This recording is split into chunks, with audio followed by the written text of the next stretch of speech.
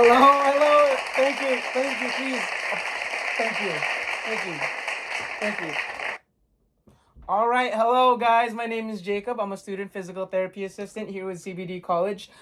Today we're going to be talking about fitness, lifetime of fitness for our senior citizens, and I'm here to discuss about staying active as it is a crucial part of maintaining our health and independence. So I'm very excited to be here today to talk to you guys, the viewers, about this.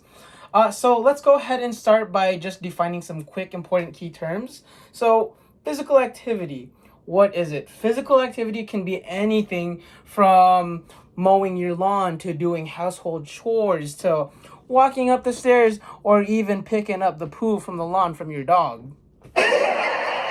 Thank you.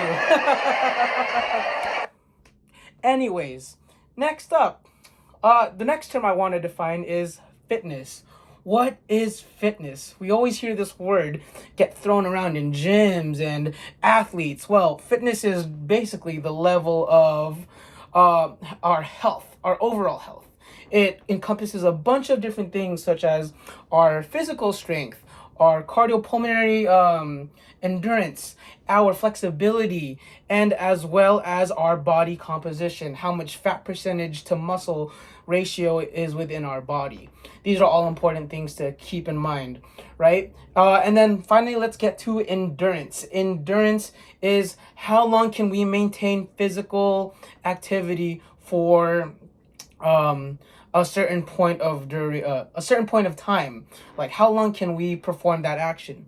And really, when we get older, I want us to focus more on aerobic endurance, as this is going to help you guys carry out your daily activities. As for physical activity, it's any type of movement that requires energy expenditure. So like I said before, just going back to physical activity, all of these key terms will come back to physical activity. Now, let's move on to the benefits of aerobic training. So, with aerobic training, a lot of positive impact can come with this. So, one of them being that it helps reduce our resting heart rate, which makes our heart more efficient, right? We don't want a high resting heart rate because I don't want to feel like I just ran a marathon as I sit down. No, we want a low resting heart rate. And it also improves your stroke volume. So stroke volume is essentially the amount of blood that's being pumped out per beat. So we really want to keep that maintained, right?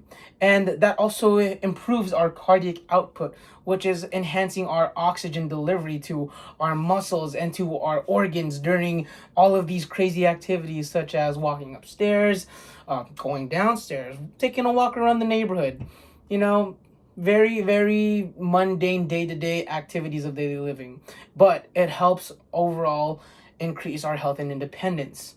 Now, some harmful effects of sitting are that it can really cause a lot of things that we don't want to see in older adults, but apparently it's very prevalent in older individuals. Sitting can help promote diabetes, obesity.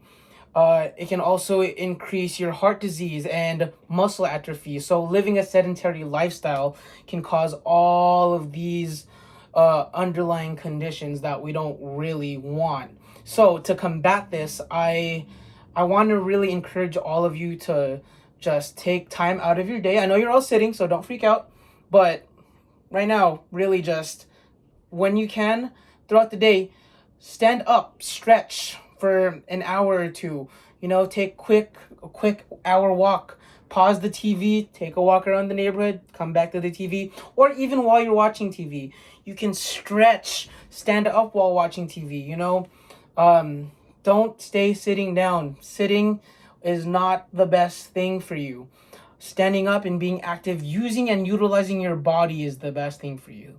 Now, when designing an exercise program for older individuals such as yourselves, we have to take some precautions, right? So some precautions that I would take are, before starting anything brand new, consult your doctor, your primary care physician, or your primary health provider. Consult with them before trying anything new, and this is especially important if you have any pre-existing health conditions. Also, when you're designing the exercise program, tailor it to your individual fitness levels and preferences. One exercise program might work for you, but it might not work for you, Gertrude. Thank you. Right? So always tailor it to your individual fitness level and preferences. And also, when you're creating your exercise program, let's focus on safety.